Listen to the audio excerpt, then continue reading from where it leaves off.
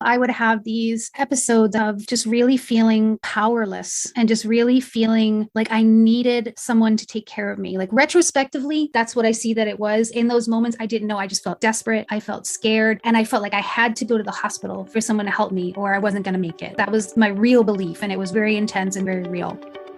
Welcome to Hope to Recharge podcast. Thank you for joining me here again today. Every week we meet here to break the stigma around mental health and to bring you insight and inspiration and lots of practical tips from personal stories or professionals around the world that share how they turn their journey of mental health into healing or to thriving. Together we will break the stigma one story at a time. In mental health, together is always better. Thank you for joining me here today. I'm your host, Matana. Let's get started.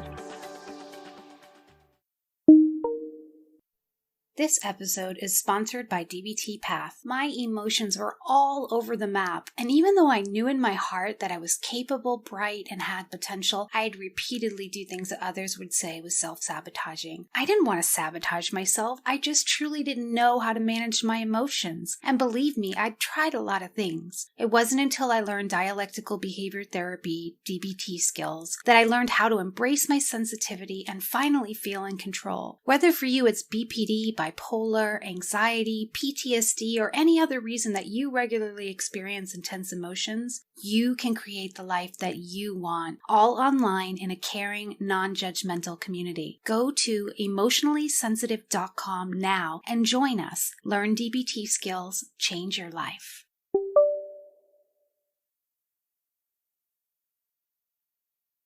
Today I have with me someone that transformed her life from the depths of hell to recovery, from being homeless, numerous amounts of times in a psych ward, suicide attempts. She inspired so many people around the globe. DeMarco Bennett. She's the founder of DBT Path. She helps people recover and walk through borderline personality disorder. She has online DBT classes. She's going to share with us her story. Enjoy this conversation.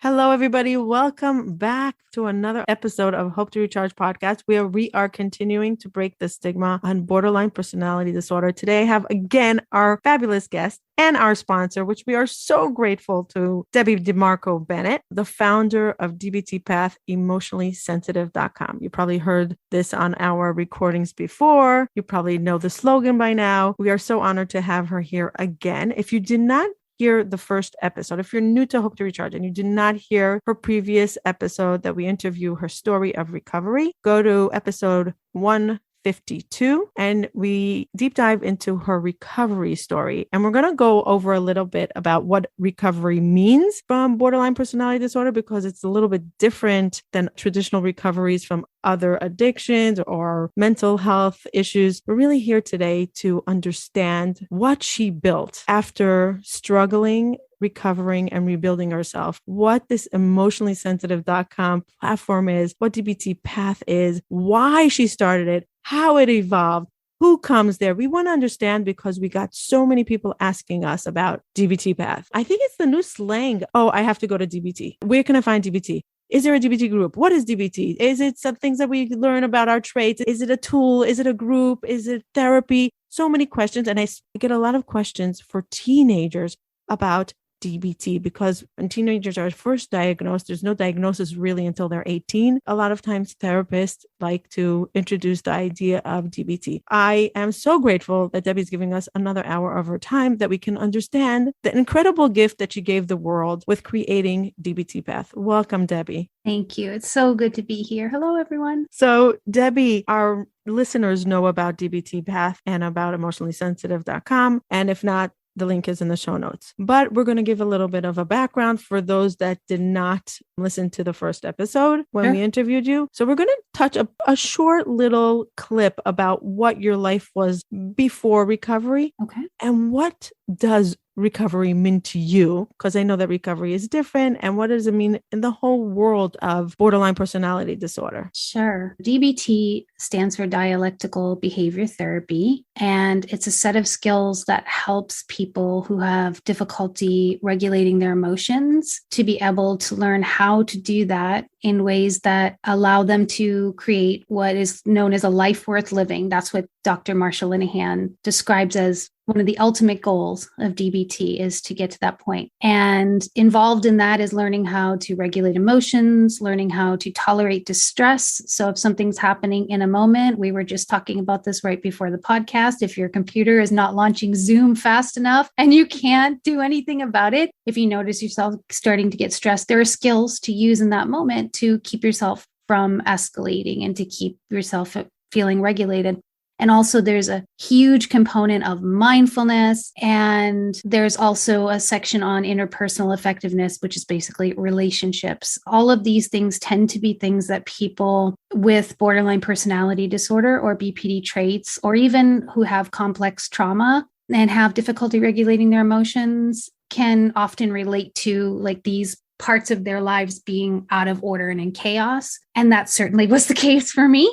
Mm-hmm. So in 2010, when I learned that I had borderline personality disorder, it came about basically in my late teens into my early 20s. I was in and out of psychiatric hospitalizations. I was frequently threatening suicide. I was unable to keep a job. My relationships were very hot and cold. So it was really easy for me to bond and make strong connections with people really fast, but then things would explode and be irreparable, basically. So there was a lot of pain, a lot of emotional hurt, but no idea how to manage it. I'd never learned how to cope with my emotions in the way that I did with DBT eventually. Now, I had been in the foster care system and I had been in group homes, and they definitely did work with us. And I'm so grateful, because who knows how I would have turned out if I didn't have that intervention. But this was before DBT was created, and also I was a teenager, so there wasn't a diagnosis of BPD available, especially in the 90s, for someone who had some of the symptoms I might have been showing even back then.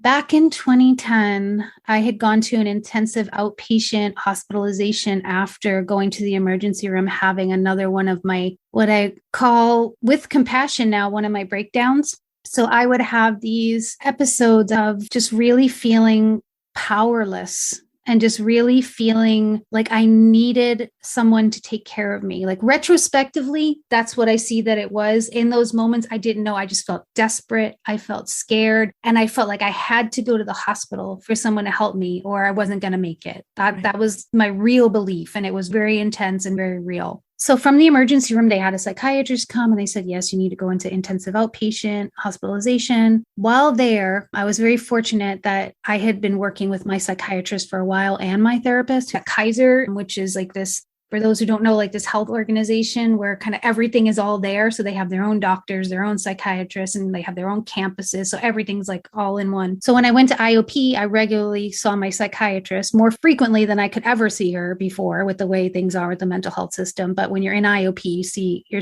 psychiatrist frequently, you see your therapist, you go to groups. It was there that I finally received the diagnosis. My psychiatrist and I went through the criteria, and it was pretty clear. Something striking about it that I'll always remember is she didn't want to put it down on my chart officially. And instead, and to this day, when I look at my Kaiser medical history, it says history of severe psychological trauma. She said, I want to put that in, because when you go to the hospital, or if you have to call 911 or whatever, and people have to come, if they see borderline personality disorder, it's not going to be good. There's a lot of professionals that still don't understand, and I want you to get the best treatment. And I want you to get compassionate care. So I was like, okay. She said, however, BPD is something that you can get help for through DBT. And I had never heard of it before. So I'm like, what is it? She starts to tell me. And fortunately, they had DBT at the mental health center. And I enrolled, and that's where my journey began. But prior to that, and even, of course, even the first 6 months to a year of being in DBT, things were still pretty crazy. Right. But they were getting better as I was learning the dialectical behavior therapy skills, understanding that I wasn't crazy, that I was just someone who felt deeply, intensely, and never really learned how to manage when that would come up. So it would, including when I would feel it in my body. So some people can relate to, like, if you start to feel like a weird feeling in your stomach or in your heart or in your chest, and you start to freak out and panic. I didn't have tools to manage that. So it would just get out of control and I'd end up in the hospital, basically. I don't mean to make it sound like the miracle for everyone, because what works for each person is going to be different. But many people who have the opportunity to learn these skills, who have a history of BPD or BPD traits, or just a variety of things, now even anxiety, PTSD, bipolar, find that it really does help, that it meets them where they're at, lets them know they're not crazy, validates what they've been experiencing for so long, and then finally gives them tools to be able to cope in the moment and deal with the intense emotions and the urges that come from those emotions, and including urges with other people that can tend to damage or destroy relationships. Right. Many of us were never taught how to do that. And then we're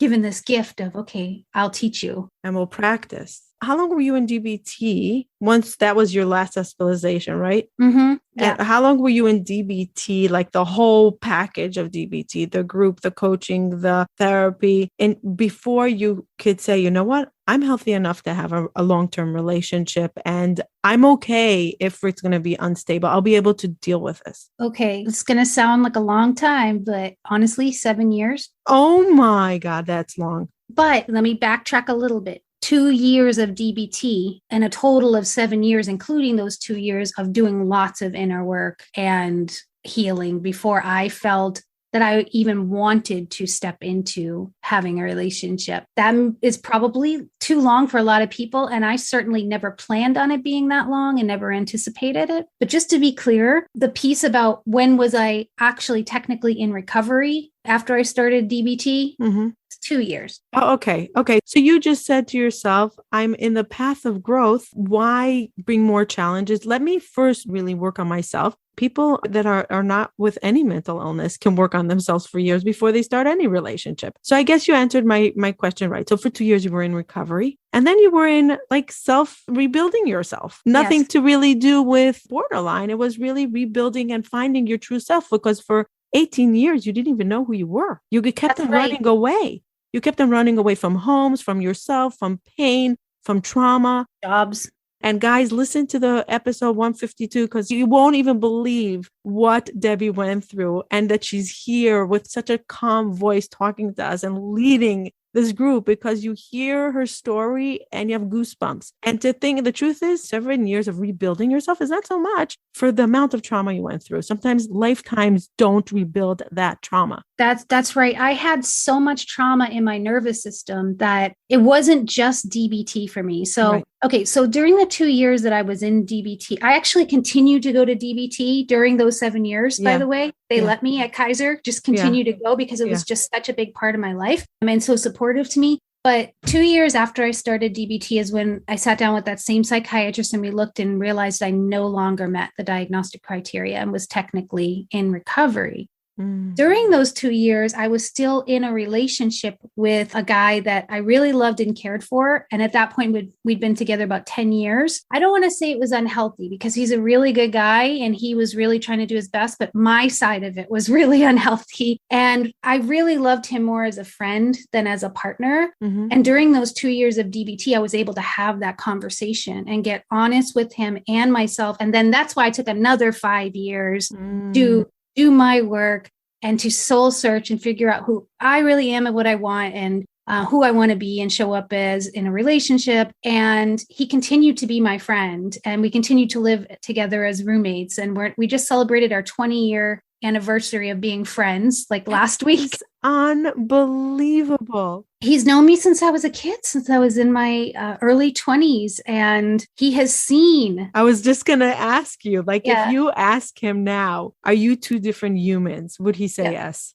He's so proud of me. I have to tell you, he brings it up like every time he sees me, when he asks me how the business is going, how it's going with DBT Path, how he was able to be there for me when I got married and be at our wedding party. It is awesome to have someone in my life who was consistently there, even through all the craziness, and didn't leave. I think that's honestly, I think that's also a big contributing factor to my ability to recover in those 2 years of DBT, was because I had a stable home life. There was no abuse.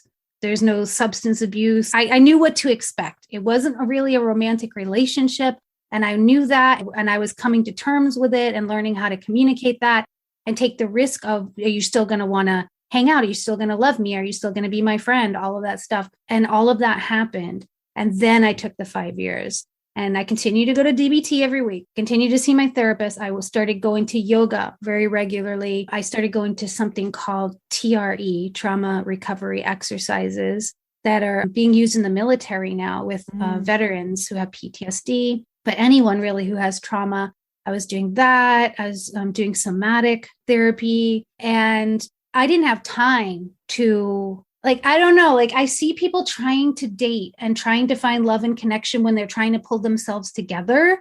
And I totally get that. And I feel so much empathy, but I know in my heart of hearts that I could not do that at that time. There was just no way. I had to get my bleep together. No, I understand. And you're trying to invest into humans and yourself and rebuilding yourself and nurturing the relationship that you're trying to build. Exactly. And which one gets more attention? Yeah. And I wouldn't have known how to be in a relationship. I still had so much work to do. And when I did meet my husband, my now husband, in 2017, I was ready and I knew it and I felt it when things would come up. It's not that I never had moments or that I don't ever have moments now or that he doesn't. We're human beings and we're both pretty sensitive, but it's very different. Like I know how to cope. I know how to take care of myself. I know how to communicate. So those things wouldn't necessarily have been possible. And if we had met, like, say 5 years ago, right when I got out of DBT, I don't know if it would have worked out. Because I just still had so much work and growth to do. And I knew it. I had to do it. And you were smart because you invested in yourself in order to attract the right person to stay long lasting with the person that you became and not the person that you're evolving still. So when you're evolving, you're attracting a different person for what you will be eventually.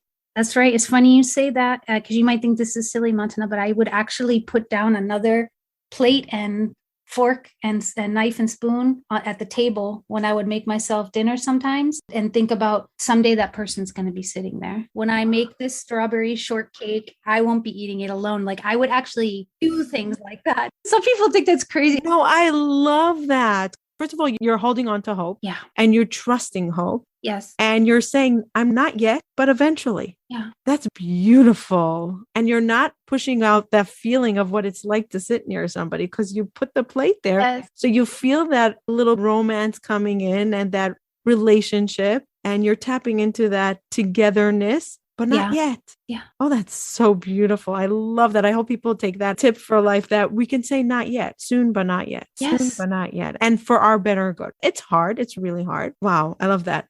So after 2 years, when you said you went into recovery, I'm curious for other people. Is it something that you do with a psychiatrist, with your DBT therapist, that you evaluate? Are you in remission or not? Or you can decide on your own? You could look over the criteria and kind of judge for yourself or gauge for yourself. But honestly, the only way to really know is to consult with a qualified mental health professional. So a licensed therapist or a psychiatrist who's well-versed in this, who has been monitoring you basically. So has been seeing you on a regular basis over a course of time and can actually validate, oh, okay, yeah, this is true. This isn't showing up for you anymore. This isn't happening. This still is. And then you count up the traits. And last that I knew is you had to have 5 or more traits for a certain amount of time or something like that. Right. I'm so out of touch with it now because I'm not. But at one time I was obsessed and knew all of these things verbatim. But yeah, then they will go over that with you. There's also other pieces to it. I don't have the information right in front of me, but maybe we can get it for your listeners. later and include it. There's actual criteria as well, like something like 2 years of being able to maintain a job or work or have a business, and also have at least, I think it's at least 2 adult stable relationships. And so there's that. And then there's how many traits are present. And then they can say, oh, you're in remission, you're in recovery. Wow. And it's so, I think, promising for the borderline personality disorder community, because there's, as you said before, the therapist said, we're not going to put it down. There's such shame, there's such stigma, there's such fear. But I think Dr. Marsha Linehan it brought a gift to the world of hope, which we didn't have before, right? We didn't have it for the community. And it was really like, let's hide in the shame and let's not talk about it and let's hide from it. And let's just survive as much as possible. If we can remove those layers of years of shame and the stigma that was built, we can really see it as a blessing that Marsha created this incredible DBT tool. Now people are bringing it into schools, into so many platforms that don't have to do with mental health at all. It's just how to cope with emotions. So let's go into DBT path. So you didn't have something like that. You had the inpatient that you were there, and then you went after the inpatient, you went to DBT group, which is very expensive also, right? Very expensive. You have to have health insurance. And unfortunately, yes, it can be really expensive. So what made you start DBT path? And you said there's something missing that I wish I had. Yes. So I had been going to DBT groups and taking notes like crazy and just hanging on to every word of Marsha's on the videos that we would watch, and doing my homework pretty much every week and going through that process of sharing homework and getting feedback and doing that. That's part of DBT as well, as like the healing comes in community, the sharing and realizing you're not alone and supporting each other. I just thought, wouldn't it be cool if we could do this online? By the way, it's before Corona. People are listening and they're like, wait, everything's done online. Wait, a year and a half ago? Yeah, I know. Really, we have to give it that context, because it was in 2013 that I actually started DBT Path. So I was actually in 3 years at that. And I had been working a job while also trying to do this very part-time. I just wanted to see if it was possible. And back in 2013, not a lot of people even knew. And the people are starting to know now, but they really didn't know what DBT was. Even 3 years ago wasn't as popular. Now it's very popular. 3-4 years ago, it wasn't something that was on our tip of our tongue, right? Right.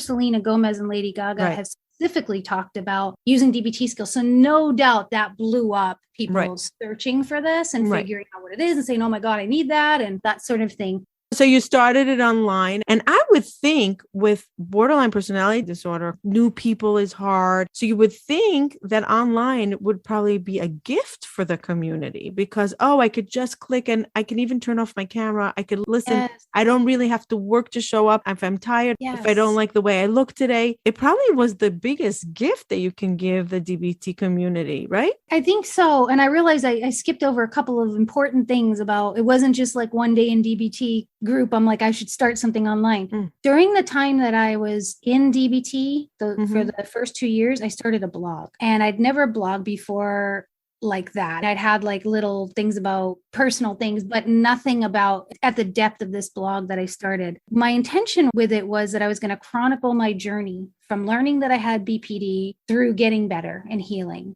That was the destiny that I imagined, and I wanted to document it. I would blog usually several times a week. About my DBT group, how it went, my individual session, the homework, the skill that I learned. And I would share very personal experiences about how I applied it in my life that week, like what came up, raw, vulnerable stuff. Like I still can't believe it sometimes. I've thought about taking it down, but I know it reaches so many people to this day and that it helps them, and I can't do that. But I was really an open book. That resulted in people starting to reach out to me, wanting me to teach them because they didn't have DBT where they were and they wanted to learn more. Can you tell us more about this? Can you write more about this skill, or how do I do this? And it also led eventually to New Harbinger publishers reaching out to me and me publishing 2 books with them on the subject of dialectical behavior therapy and borderline personality disorder. So all of this happening, my classes were already started before the books went into motion. But with all of this happening, I was like, okay, I have to figure out a way to do this in a way that will work. Like, how can we do this? And so I found like an online conferencing thing, and I started talking about it on Twitter. I'm like, who wants to learn these skills that I'm learning at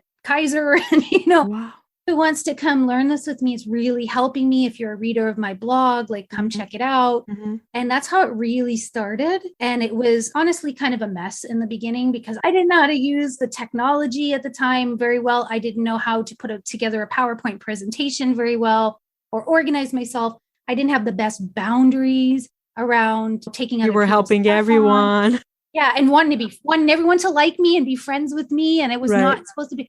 So I had a lot of work to do and to clear up and to learn and to become a professional in order to work in this space. It was one thing to be a consumer and a recipient and a patient learning these things and feeling better and benefiting and sharing it through writing. It was another thing and another big step in my journey to learn how to channel that into helping other people. So you mentioned a skills educator. What is that? Is that a DBT term? I think it has become one because, like you were saying earlier, DBT is not just in clinical settings anymore. It's starting to show up in schools. It's starting to show up in different types of groups. Work environments. I know some are implementing it. So many of us who teach the skills formally and professionally will refer to ourselves as DBT skills educators. It's becoming a pretty common term. And some therapists even will say I'm a therapist and a DBT skills educator. Because it's very different than DBT therapy. Yes. And you don't do DBT therapy in DBT Path. It's funny. Sometimes people need clarification on that because therapy is in the word DBT, Dialectical Behavior Therapy. But we are very clear on our website. And when anyone inquires that if they're looking for therapy, we actually refer them to behavioraltech.org. or to hopefourbpd.com, because those are resources that can help people who have borderline personality disorder to connect with someone who's qualified in DBT to support them and, get them what they need. But if they're a good fit for a psychoeducational class, we have self-referred people. In recent years, we have had many psychiatrists from around the world referring their patients to us and therapists as well. My office manager told me the other day we have students in 44 countries, which blew me away because I knew we had a lot of people from different countries, but I did not realize she's been keeping track of it for like 7 years or however long she's been doing it. And it's crazy. Shout out to Kim. Shout out to Kim, virtual office manager, amazing woman. My support. Yeah. So it is very different. So can you go into explaining to us what kind of a person would come to you versus therapy, or is it side by side? Sometimes they go side by side with DBT therapy and you, and how do they feed into each other and help each other? I would say, I don't have a statistic for you, but a large majority of our students are taking this course at DBT Path, learning the skills and concurrently working with an individual therapist or a psychiatrist to go deeper, because bleep is going to come up. People need a space to be able to talk about that, whether it's with a trusted loved one, a spiritual mentor or advisor, or a professional mental health person. It's important. There are also many students who are taking the class who choose not to go to therapy or who are unable to get therapy for whatever reason. So we do see both. As far as what makes a good student, I would say you have to be in a place in your life where you're really willing to commit and you're not doing this because someone is telling you that you need to, or quote unquote, making you do it. Sending you to. Although I shouldn't really say that like definitively, because there are some students who have shown up to the class in that situation who have just become, they're like, oh my God, this changed my life. And, and they have these big transformation stories. But just generally speaking, you have to be in somewhat of a stable place. You call them students. Yes. Students come to learn. And if you're not open to learn, you can be there and you're not learning, right? Because yes, you must be ready, or at least think that you are maybe ready. Right. Or maybe you want to be inspired to get there. Yeah. If you're ready to at least be inspired or to at least check this out because I've tried everything else. Right. I need something to work. Let me at least check it out before I dismiss it. We do have some students who are attending as a condition of their probation. That's been a lot more in the last couple of years, where we document their attendance and their participation, and then they present that to the judge when they go for their hearings. Yes. And this being a psychoeducational class. Isn't that the most empowering thought, that your course is going back to a judge? Yes. To say, check, you can go to the next step. That's humbling and like, wow. I get to tell you the magnitude of the responsibility of that too. And when you have to say no, that you can't write the note because they haven't been participating, that and happens. The heartbreaking reality check with them, right? Yes. Yes, there's custody cases where they're asking for proof of attendance and learning the emotional coping skills, where we're really clear, we're a psychoeducational class. They're not receiving individual psychotherapy with us. Here's the content, and here's what their participation has been like, and here's what their attendance has been like. And these things are being taken into consideration in very big decisions in people's lives as well. That's another category of people who might be taking the class. So I'm backtracking a little on what I said about, but because if you're being told that you have to go as a legal requirement, then you have to come. And we do see people have transformation stories that are in that situation as well. I think what you were saying before, if you're like in an abusive relationship and they're saying, I'm not going to continue living with you unless you go there or whatever, it shouldn't be forced upon you because you're guilted into it. If it's a requirement to move forward in your life, that's one thing, but you're saying it shouldn't be forced from an unhealthy relationship. I think that's what you're trying to say. Yeah, exactly. So you are doing it of your own free will and desire and showing up. And also, it's really important to not be in a crisis in the sense of being actively suicidal or having a lot of suicidal ideation and not working with an individual therapist or psychiatrist at the same time. We are very clear on the scope of what we can provide, and we take that really seriously, and we want people to get the support and the help that they really need to stay safe. So if someone is in that situation, it's really important that they first connect with an individual therapist or a psychiatrist and then sign up for our class after talking to them about it and seeing if it seems like it would be appropriate in their treatment plan, where they have that support for that crisis intervention and that type of help. So you have the forum, which is the community, and that's where they hang out. There's questions, there's connecting. How do they stay safe in that forum, that there's no boundaries crossed?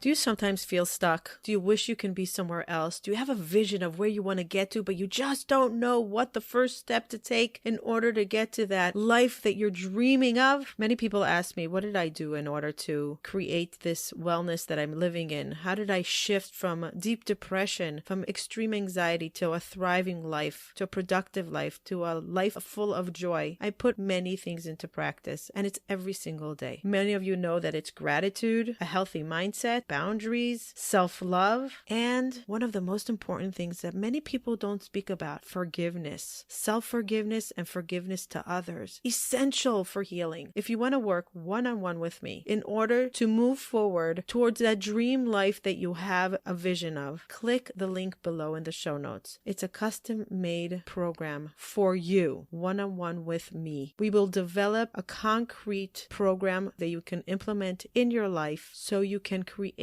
a better well-being. Click the link below. Looking forward to working with you. And now, enjoy the rest of the episode. How do they stay safe in that forum, that there's no boundaries crossed? That does happen. And we do have several eyes in there. It takes a team. I could not do this by myself. We have several staff members who are moderators in the group. It's not moderated 24/7, so occasionally something can come up that we have to deal with. But if any student seems to be struggling with honoring the guidelines of the group, because there's an orientation process before you start, and that includes familiarizing yourself with what the norms are in the group and what subjects are taboo and how to use a trigger warning and what to do if you are feeling unsafe and all this different stuff. We've been very blessed and also happy to say that people are able to conduct themselves in a healthy way. Not to say that it never is an issue. It usually, like, once each module, it'll be a new student and we'll be like, oh gosh, here we go. That somebody will say something that might be really inappropriate or really aggressive toward another student.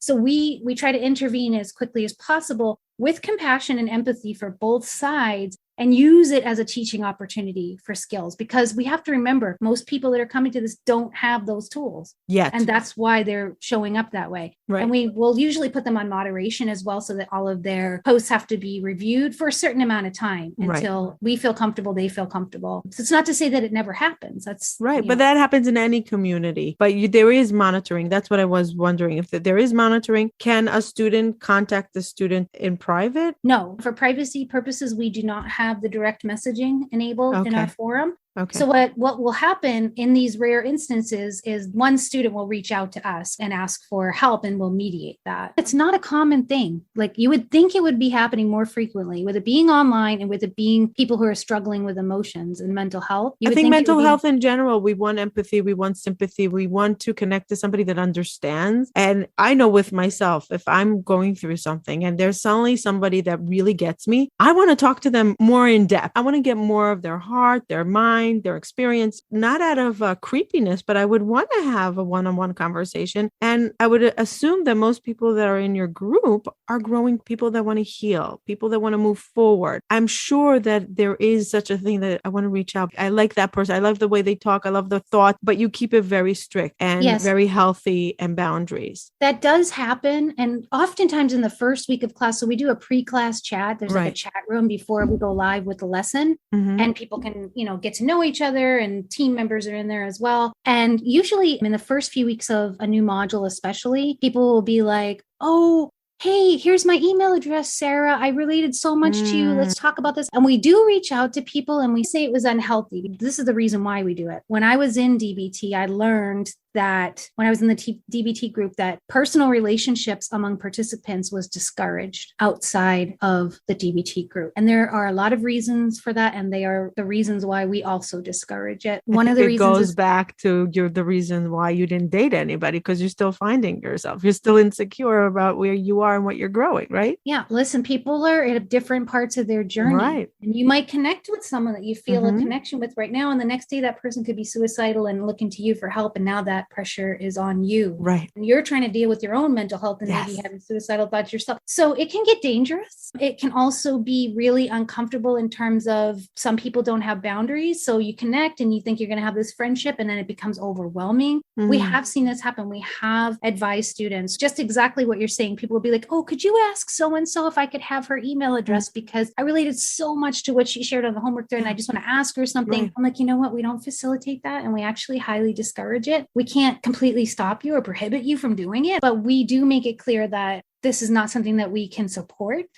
because of the potential dangers involved, and because you're here to learn the skills for yourself and build your life, and you don't need the distraction. Maybe when you complete the whole program and you're feeling stable and in a better place. I know that's what I was given as reason when I was in the group, because I felt the same way. I was like, oh, I want to be friends with her. Right. I'm going to be totally honest. We would sometimes sneak and meet up. We would all be in the lobby at the same time before the group. It's human connection. It's human nature. But we would sometimes say, okay, let's meet at Starbucks next time before class. And so we would all have coffee together. And you could do that in person. You could. But when it's online, it's a little bit more like, I feel like hidden. We're not exposing ourselves online 100%. Person is a little bit more, okay, I see this person. Like, I'm in the same room with them. Online, we still don't know. That's right. And I just wanted to share that to validate that I personally experienced that bonding, and that, like, oh my gosh, somebody gets it. Somebody understands, like, I want to talk to them more. Totally. But beyond that, that's why we have, in a way, pre-class chat. That's kind of like the lobby or the hangout visit of, and we have those spaces in study hall in our forum. Every weekend, we have a weekend self-care thread, and a lot of conversations that help students to get to know each other better happen there. So there are spaces for that, but it really is structured. There really are boundaries and expectations put in place. It's for a reason. And that's what helps keep our community so safe. I think it's also important to remember that there's leaders in this community. And if you have any question, ask the therapist, right? You're in a classroom setting. So ask the professors in the class, right? You're going to answer any question they have. They don't have to feel that they have to go to the students to ask that. Right. I think what helps too is that I'm not a clinician. So I'm a peer educator and a DBT skills coach, but I have lived experience. So when I respond to homework, I can with truth empathize and say, no, I have felt that, or I have thought that, or I have been called that. So they do have someone in the space too that has been there, done that, and can come from that perspective. And that's me. And it's very important. And we hear that a lot, that people feel that they go to therapy to get the tips and tricks from a psychological point of view, but the empathy and the sympathy of somebody experiencing the same challenges is a different level of connection. It just is. And I think that's why people so relate to DBT path is because you're there. I think so. I think that's a big part of it. And you hold so much space for them and their pain and their struggles. You're non-judgmental. I'll meet anybody where they are right now, and it's okay. Because I was a horror story before DBT. Oh my gosh. I know what it's like. And I know that we don't behave in the ways that we behave and believe the things and say the things and do the things we do because we're monsters or horrible people. Right. There's roots to it. On occasion, I'll get an email from a student who's upset with me about something that has vulgar language and just really upset with me. I don't take it personally. It was hard in the beginning, the first couple of years. But I was like, oh my God. But I see it for what it is. And I maintain my professionalism and I do my best to support them and let them know you're not pushing me away. Sorry. All right. Talk to you in a couple of days. See you in class. I validate because I know it's not about me. Right. You don't personalize it. Yeah. Beautiful. And that's why it's important that you went through it because you know where they're coming from. The mindset, the pain, where they're stuck right now. Yep. And what made them write those words and be ungrateful and attack. You understand it. I actually receive emails once in a while from people who did that years ago. Apologizing. They're like in a much better place in their lives. And I'm just humbling. Like, ugh, my heart. And to know that you were a part of that process of them coming from there to here and that their bravery to recognize it and to apologize. That's bravery. It is. It's real bravery. That's incredible. It is. And it makes a difference to people to not be given up on. 100%. When you start a course, you open it a few times a year, right? Mm-hmm. Tell us a little bit about the cycle of your courses, how long they last. Do people usually come again? Well, at the airing of this episode, I believe our course is starting in just a couple of weeks. Our next round of distress tolerance, our course is 9 months long. We open up to new students every 3 months. So we start a new module every 3 months. You are either coming in at distress tolerance, emotion regulation, or interpersonal effectiveness. Instead of doing the mindfulness piece, which is a huge component of dialectical behavior therapy skills, instead of having that as a separate module to where you would have to wait until that comes around again, we actually do mindfulness with every single module. When we start distress tolerance in a couple of weeks, you're also going to be getting mindfulness lessons and skills so that you have that under your belt as well. So that's the format that we currently use.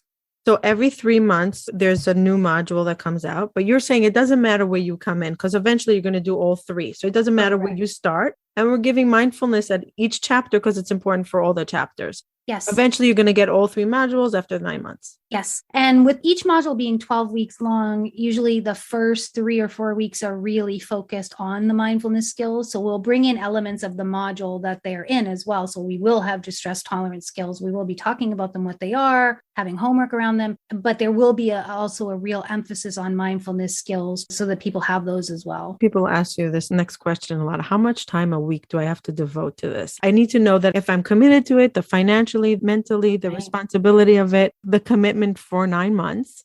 Mm-hmm. And hopefully after the 3, they'll go to the next 3 and the next 3 because they want to really improve, right? What do you suggest? Like say, this is the amount of time you need for DBT path. Well, the class lesson itself is 60 minutes, sometimes 75 minutes. And then we have pre-class chat and then homework and then other optional threads in the forum. So I would say at a minimum, you're looking at committing a couple of hours a week to formally sitting down, either attending the live class or reviewing the recording, and then reflecting on the skill. You'll be hopefully reflecting on the skill on a daily basis throughout your day. Like once you hear the lesson and you start thinking about it as things are coming up during the day, but then sitting down formally and giving yourself time and space to do the homework and to type it up and to share it. Oh, okay. So it's 1 class a week for about 60 to 75 minutes. And you basically put into it as much as needed throughout the week. Correct. Because people are like, oh, I'm so busy. Will I have time for it? Will I get the most out of it? So it's important to know time-wise what we have to devote to it. What are the age groups that come to you? Currently, our students range in age from 15 to 80. Oh, 15. So teenage. 80? 80. Wait, 80-year-olds are still working on themselves. Is that the most inspiring thing I heard? Oh I can't even, when I hear from someone who is in the older demographic, reaching out and saying, where has this been all my life? Can I join you? Is it too late for me? And they become some of the most amazing figures in the community. Wow. Inspiring to other students, especially the younger students. Wow. Yeah. Are they usually family members of someone that's struggling with being highly sensitive or emotional irregulations or borderline? They are the ones. They're the student for themselves. Wow. Wow. I'm thinking of several of our students who are senior citizens right now with so much fondness. Like I think about them on a regular basis. Like if I don't hear from them in the community, I'm like, what's going on? We'll send them an e-card or check on them. Yeah. Wow. That is inspiring. So what's the youngest that you're willing to take, that you're okay taking?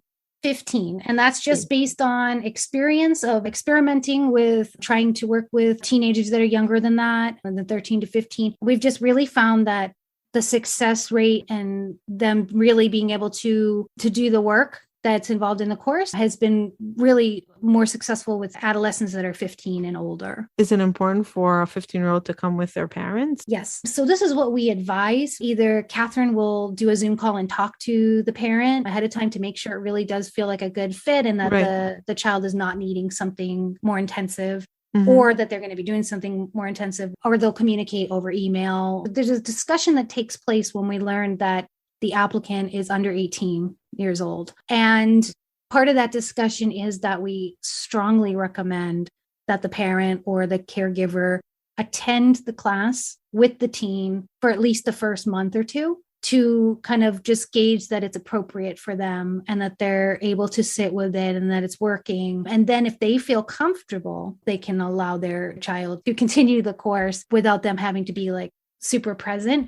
But that's something that we really strongly encourage parents and caregivers to do when someone is younger and attending the course for sure. Yeah. I just interviewed a therapist that is a DBT therapist, and she does the whole package. And she says 15-year-olds, even 14-year-olds, I think she said, or maybe even 13. She said that she highly recommends parents coming because it's a family dynamic that's going to start shifting. And she said it's so important for parents to understand what the mindset shift is going to be for and to assist the student, the child, through this process. And that's why she really believes that it's important for teens to come for a little bit with the parents. And if not, so the parents should do alone an understanding of the work that the kid is doing. Absolutely. Would it be okay to plug a business that isn't mine, but that caters to what you're talking about? So hopeforbpd.com is a website by psychotherapist Amanda Smith, also in recovery from borderline personality disorder, has a private practice in Waco, Texas. And she's our DBT teen consultant at dbtpath and emotionallysensitive.com as well. She used to teach, co-facilitate the classes with me before Catherine. She runs online groups for people who are partners, parents, siblings, children of people loved who have ones. Borderline, loved ones of people who have borderline personality disorder and BPD traits. And she teaches them the language of DBT so that they can start using it in their own lives and setting an example and modeling it in front of their emotionally sensitive or dysregulated loved one. But then also when their loved one is ready to learn the skills, they can speak in the same language, because DBT really has a lot of lingo: wise mind, dear man, give, validation, all of these different things that if they have that language can be so helpful in the moment when they see their loved one struggling or needing support or validation to be able to suggest a skill or practice a skill together. So I highly recommend, if there's a family member listening, there are family members who sign up for our course, but when they disclose to us that they are a family member or a loved one, we first suggest to them that they check out Amanda's class because it is catered to their needs. Some people choose to do that or they choose to come with us. You just have to evaluate which program you think is going to be a better fit for you, but we highly recommend. And that's what we do immediately. We say, you're welcome to join us, but honestly, please check this out first and before you make a decision. It's just that we genuinely care and want people to get what they really need. So special. After 9 months, do you find that people want to come back to perfect themselves? It's a lot of information. And to really put these skills into motion, you need a lot of practice. So do you find that people come for a second year? Yeah. I have someone who's doing their 5th round right now, who's going to be starting her 5th round in October. And you're sure it's not because she just loves hanging out with you? I think your that community could be part of it. She knows who she is, and we're fond of each other. I'm sure she's probably listening to this. We do have students. Another student I'm thinking of who lived in Israel for a while and is back in the United States. She's been with me for, I think, 7 years, on and off. So what happens is people get really plugged into the community, and that's one thing. But the other thing is this, and this is what I learned about my own journey with DBT and why I kept repeating the modules and the cycles for years and kept showing up even when my life was stable. I was going to say maybe it's like AA or NA, but I've never really done those. But where you keep going. Vitamins. Yeah. It's their supplement. It keeps you well, right? Yeah. So yes, people do repeat the course. And what I find exciting about this and what I noticed on my personal journey and what I noticed with students, and I love it, is that the second time or even the third time or however many times you choose to come back, typically if people repeat, it's only 2 or 3 times and then they set sail and fly, but they'll still be a part of our community. Because if you graduate from the 9 months at least once, you still have a lot of benefits that allow you to stay in the community. You're not coming to the class and doing the homework. Right. But what happens is you take the first round and then you take it all in, you absorb as much as you can, you practice the skills, you're doing the homework, you're getting feedback, you're doing your work. You come back and you do it again, you're doing it with a new set of eyes, and you're actually a different person than you were 9 months ago when you started. So the types of insights that you're going to have doing the same assignments or hearing those same lessons can be really powerful, because now you're more stable, hopefully. Now you have tools and skills and resources that you can call upon. And now you're taking the class from, I'm thinking of like Maslow's hierarchy of needs. You're not coming in a full state of chaos. You've got some regulation now. Your nervous system is starting to calm and heal, and you're in a different place to be receptive and to hear the information and practice the skills in ways that you couldn't the first time. And it's just amazing to me, the things that we see people accomplishing and sharing that are doing the work after having done it a full round previously. Amazing. And do you feel that when people come a second time and a third time, they're giving back to the community? It's like they're refilling the community. It's like a recycling effect, like a paying it forward. Like I came as a new student, now I'm doing second year, now third year. Like they can reassure students, oh, I was there 9 months ago, a year ago, 2 years ago. What I love is that sometimes students ask for this designation. Other times we reach out to them to ask them if they want it. But for students who have been through the whole program, if they're active in the forum and kind of like encouraging and cheerleading and supporting other people, we have them have a designation after the name senior student or program graduate. That lets people know like they have been through the program, they have done the work, and they're here to support as well. And I think it feels really good to have that designation. It's like they are peer educators too. It gives such a meaning to the journey and such purpose, right? Yes. And exactly what Marsha talks about, a life worth living, and to be with a community that can understand it is very empowering and very loving. It's amazing that you give this space to people that often feel very alone and misunderstood. Yeah. I have moments where I have to just tell my husband, please hold me, because I'm going to get emotional, in the sense that I become overwhelmed or overcome with emotions sometimes because I'm so touched by the fact that my intention that people who have been suffering in this way and who have been cast aside and who have been disregarded or feared, or that people just didn't know how to support them, are clearly feeling seen and heard and loved and supported in the community. I'll see like a share that just says that, and I'll be like, babe, I can't. Like, it like touch me, like wake me up. Is this a dream? Can this be reality? Did I create this space? What after the hell I went through? Yeah. Yeah. And I think about it sometimes, and we talked about this when I chatted with you before. If I could go back and change the past, would I have chosen an easier life? No, I really feel and believe that everything that happened had to happen in order for me to be in this position to help hundreds of people around the world to feel seen, heard, loved, supported, to feel more in control of their emotions, to have a sense of community. Like this space probably I wouldn't have been able to create it or wanted to or had any idea about it if I hadn't been through the chaos and the terrible journey. The terrible journey turned into a blessing for others. Right. Wow. It's beautiful.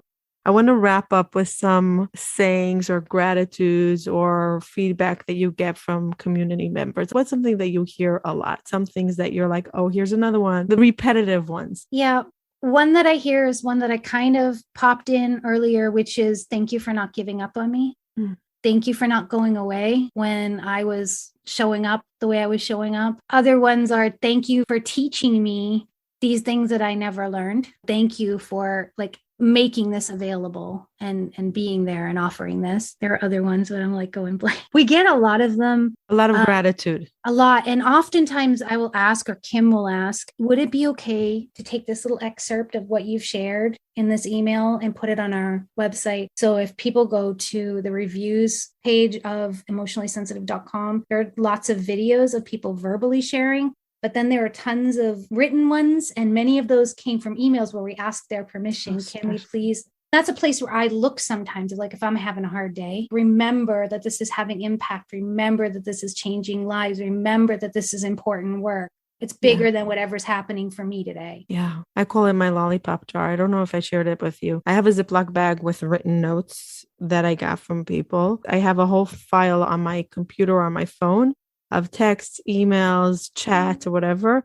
And I call it my lollipop jar. And when I feel depleted, I go grab a lollipop. And when I want to quit, I'm like, okay, go grab a lollipop and just remember why you're doing it, because it can get very draining. Like, well, come on, we're holding space for a lot of pain. We're cheerleading people that are so tired of fighting. It can get exhausting. Besides the technical part, besides the business part, it takes a lot. And I say this to my husband all the time. I said, it's amazing how God works. It's amazing. I'm like, okay, that's it. I'm done. And I'll say, I can't. And we get to that. Everything is just so overwhelming. Life, everything just gets overwhelming. And we're like, okay, what's the first thing that goes? What we don't have to do, right? I have children. I have to be a mother. I'm a wife. I want to be the wife. I'm a sister. I'm a daughter. I'm a community member. That I have to. The things that I chose to do with my life, I don't have to. But my husband always says, no, you have to. My husband says that too. He said, what do you think? You went through hell and for no reason? You think God just gave you hell for no reason? No, you have to. And he says, go grab a lollipop. Go look at it. Go look at it. And that day, whenever I say it, I always get a reminder by email, by text, always something that's chilling. That's I stayed alive because I listened to your episode. It gave me hope. I'm not going to quit. I'm not going to leave my relationship. I'm going to try a little bit harder. My children, okay, I'll see them in a different light. Okay, I'll work a little bit harder. I'm not going to give up. I'll check into the hospital, whatever it is, right? And we get all of that, right? We get all of those things that just say, okay. And God is very kind that he sends it to us, those reminders at the right time. I agree. And the synchronicity of it is just, it really is divine. Yeah. And it's beautiful when you can be with your eyes wide open to see it and to accept it and smile and like, okay, thank you, God. Okay, I got it. Okay, we're not quitting. I'm just going to take a day off. Exactly. A bad day is not a bad life. I'm glad that we experience the same thing and we can validate each other. We're going to have Debbie and her husband on one day because I think one of the biggest things in the borderline community is relationships, fear of abandonment. How do we deal with relationships? So you have such a loving, beautiful relationship, and people should follow you on social media because it's humbling to see. So before you follow Debbie, go listen to the episode and then follow her. And then you're going to be blown away by, wow. And then you have hope. And then you have hope and you won't give up on anyone. And you're going to just keep on showing up like Debbie did. And maybe one day you'll be the Debbie for your community. Aw. How special is that, right? So Debbie, give us some closing remarks for this very detailed, important episode, which people were waiting to hear about your community. Is there anything you want to share about the community that you think that is important for them to know, or your vision for your future? I'm just really grateful to have had this opportunity to sit here and chat with you, and to everyone who's listening. And for the people that are still listening, clearly I'm imagining something resonated for you, or perhaps something you heard is giving you some hope that you didn't have before, because there is a place out there. There is a resource. There are people who understand. There's a community. So we hope that if this sounds like something you're interested in, like I mentioned earlier, we're starting a new module. So please come visit us and see if maybe this will be helpful to you. And if this is not where you're at this time, if you're not ready or if it doesn't seem like a good fit, please start looking at other resources that are available. My blog, healingfrombpd.com, is one that I'll mention because, as I talked about during the podcast, I'm so used to saying class, is filled with inspiration and hope in even the darkest moments of BPD. And that is all free information and resources. So please check that out. Check in with your therapist or local mental health center to see if there are resources. There may be some, depending on when you're listening to this podcast, we might still be in a world where we're doing most things by Zoom, which can be good because there can be additional resources that weren't available that you may be able to find. But please remember that you're not alone. You're not the things that you have come to believe about yourself that are negative. Please have self-compassion and remember that you're doing the best that you can with what you have and what you have learned. I love this by the poet Maya Angelou. When you know better, you do better. So just trust that you have been doing your best. And just like I was doing my best before DBT, and I know what that looked like, and it was a hard road.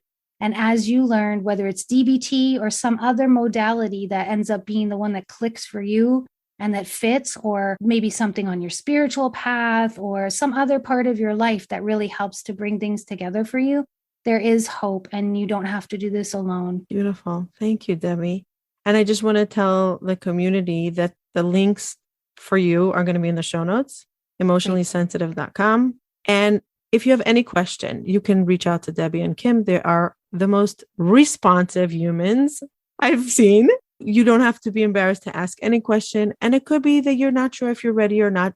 Don't hesitate. Send an email, even if it's 10 questions, until you're sure. Don't hesitate because you're embarrassed to ask questions.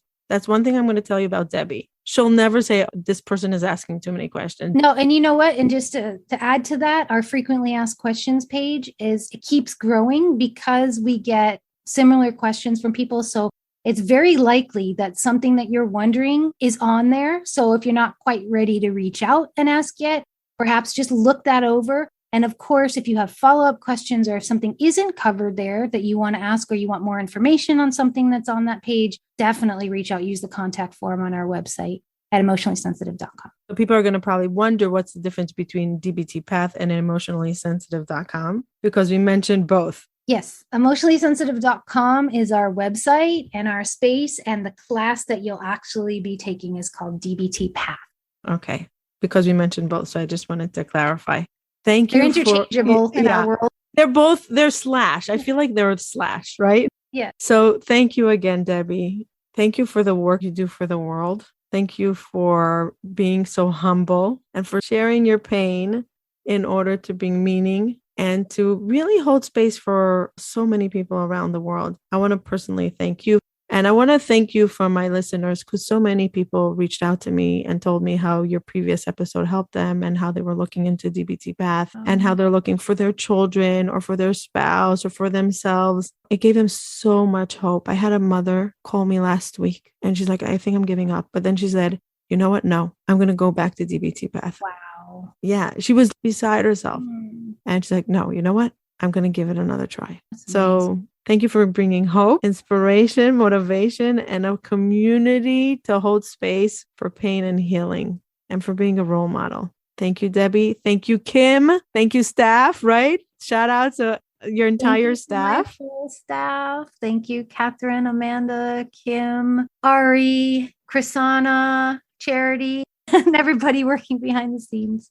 And Debbie's husband. And my husband, for sure. That he's her biggest cheerleader, right? Thank you. What's his name? Quentin. Thank you, Quentin, for being a role model and bringing hope because seeing you guys together is so beautiful. It's really so beautiful. So thank you. I can't wait to have you both here again together. Yeah. Thank you. And I thank you for all of the same things you mentioned. I feel about you as well. Thank you. And guys, if you think of anyone, you listen to this whole episode, you think of anyone, you might save a life. You might save a family. You might save generations by forwarding this episode. It's one click away. So don't hesitate. Bye till next time.